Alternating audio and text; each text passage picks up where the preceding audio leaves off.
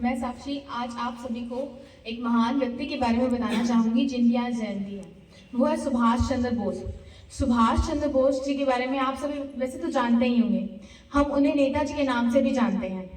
इनका जन्म 23 जनवरी 1897 के ओडिशा के कटक में हुआ था। इनकी शुरुआती पढ़ाई इन्होंने कलकत्ता से की, फिर इन्होंने इंग्लैंड जाकर अपनी पढ़ाई को पूरा किया।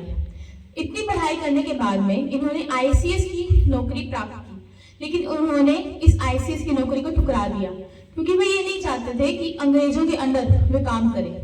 फिर उन्होंने कांग्रेस को ज्वाइन कर लिया। कांग्रेस को ज्वाइन करने के बाद में वह वहां के नेता बन गए, लेकिन नेता बनने के बाद में उन्हें यह पता चला कि कांग्रेस के अंदर जो लोग हैं उनके विचार उनसे काफी हद तक अलग हैं। तो उन्होंने 1939 में अपनी एक फॉरवर्ड ब्लॉक नाम की पार्टी बनाई और इस स्वतंत्रता संग्राम को जारी रखा। फिर इन्होंने 1943 के अंदर आजाद हिंद फौज का गठन किया और यह नारा देकर कि तुम मुझे खून दो, मैं तुम्हें आजादी दूंगा, भारतीय सैनिकों को प्रेरित किया। प्रेरित करने के बाद में उन्होंने हथियार उठाए और भारत के पूर्वी भाग यानी कि अंडमान एंड निकोबार को पर कब्जा कर लिया। बोस जी ने जर्मन और जापान जैसे देशों से समर्थन पाया और इन देशों की मदद की वजह से हमारे देश के अंदर स्वतंत्रता संग्राम की नई सोच पैदा हुई।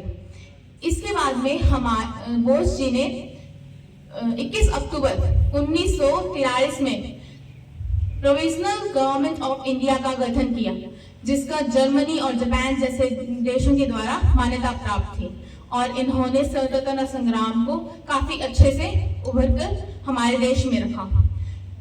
सुभाष चंद्र बोस जी के द्वारा भारतीय जनता में राष्ट्रीयता की भावना भरी और हमारे देश में ये साहस दिलाया कि हम स्वतंत्रता लड़के हम प्राप्त कर सकते हैं।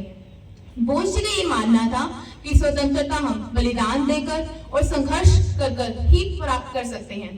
कहा जाता है कि 18 अगस्त 1945 में बोस जी की मृत्यु का समाचार आया, लेकिन यह अभी तक रहस्यमय बात बन चुकी है कि उनकी मृत्यु कब और किस वजह से हुई। लेकिन कुछ स्कॉलर्स का मानना यह है कि उनकी मृत्यु एक हवाई दुर्घटना के कारण हुई थी। धन्यवाद।